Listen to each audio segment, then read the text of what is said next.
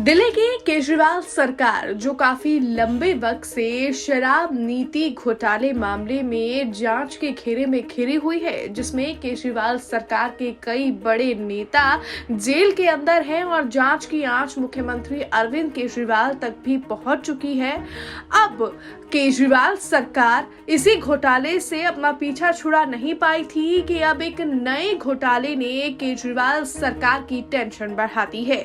जी हाँ, जब से दिल्ली के उपराज्यपाल विनय कुमार सक्सेना ने दिल्ली के सरकारी अस्पतालों में सप्लाई की जाने वाली दवाओं में गुणवत्ता वाली दवाएं न मिलने पर सीबीआई जांच की सिफारिश की है, तब से ही केजरीवाल सरकार की मुश्किलें बढ़ती हुई नजर आ रही है।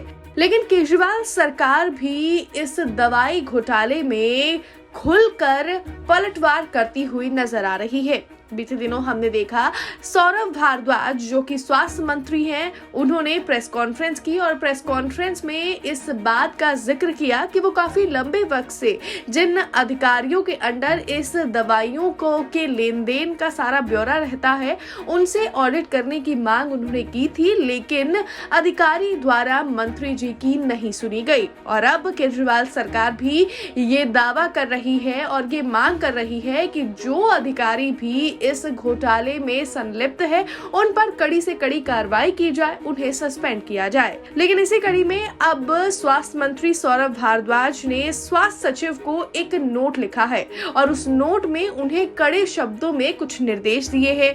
क्या है वो नोट और क्या वो निर्देश दिए गए हैं, चलिए आपको विस्तार से बताते हैं।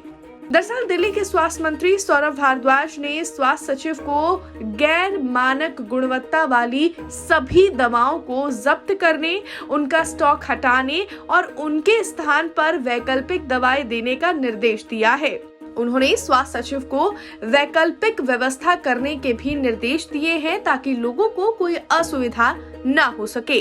हेल्थ सेक्रेटरी को लिखी चिट्ठी में सौरभ भारद्वाज ने कहा, ये मेरे संज्ञान में लाया गया है कि सतर्कता विभाग ने स्वास्थ्य सचिव से 5 दवाओं को तुरंत हटाने को कहा है जो स्टैंडर्ड क्वालिटी की नहीं थी। ये दवाएं हैं एम्लोडिपाइन, लेवेतिरसेटम, पेंटोप्राजोल, सेफ्लेक्सिन और डेक्सामेथासोन।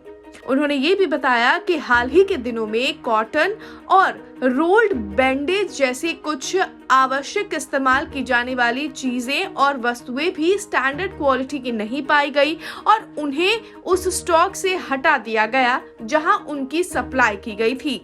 इसके साथ ही अपनी इस चिट्ठी में नाराजगी व्यक्त करते हुए सौरभ भारद्वाज ने कहा, अस्पताल के अधिकारियों ने इसके लिए कोई वैकल्पिक व्यवस्था नहीं की और परिणाम स्वरूप मरीजों को असुविधा हुई क्योंकि उन्हें इन जरूरी चीजों को अपनी जेब से खरीदना पड़ता था।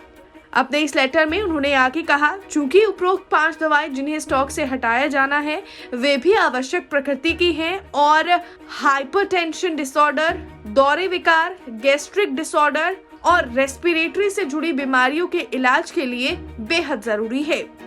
दिल्ली के स्वास्थ्य मंत्री ने कहा, इसीलिए उन्हें उपलब्ध कराने के लिए वैकल्पिक व्यवस्था तुरंत की जानी चाहिए ताकि जनता को असुविधा न हो और मरीजों का इलाज निर्बाध रूप से जारी रहे।